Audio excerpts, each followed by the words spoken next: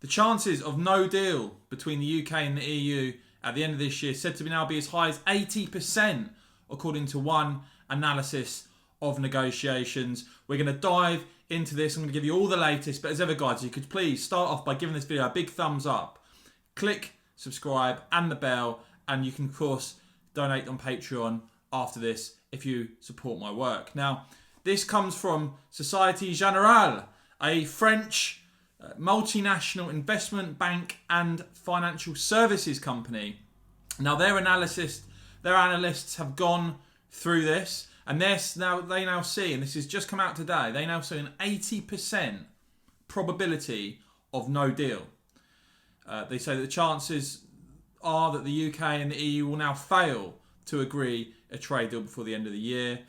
SocGen analysis saying that the internal market bill, in their view, has damaged the level of trust, gravely damaged in fact, and is quoted as saying in a note that with PM Johnson likely to continue his high-stakes negotiating strategy, we no longer think a deal can be struck before year end. We now see an 80% probability of no deal. Now, Andy Bruce from Reuters has tweeted out the full breakdown of this analysis. Quite interesting. So it has on there the event of UK Parliament debates internal market bill. They think 95%. Bill passed. EU launches legal action against the UK, or the bill is defeated. And basically it shows you their analysis of the possible outcomes. It shows you they think the most likely outcome is UK Parliament debates internal market bill. Bill passed. EU then launches legal action against the UK, but continues to negotiate, but it ends up with no deal. They say that's 53% probability. They're also saying there's a 24% probability that the internal market bill is passed and the EU withdraws from talks, and an 80% probability of a very limited deal. Overall, they say, as I said, an 80% probability of no deal and just a 20% probability of what they describe as a very limited deal. That, of course, really will be if the EU comes to their senses, drops their demands for EU policy control, and agrees that a sensible trade deal is what they will do. But so far, they've been refusing to budge on that. Now, this sentiment on no deal seems to be bubbling away. Adam Parsons of Sky News saying that a EU diplomat told him recently his nation is now working on the assumption that there will be no deal between the EU and UK. He said it was the very first time a country had told him they think no deal is now the most likely option. Now, one person who apparently hasn't given up on a deal is Michel Barnier, the EU's chief negotiator.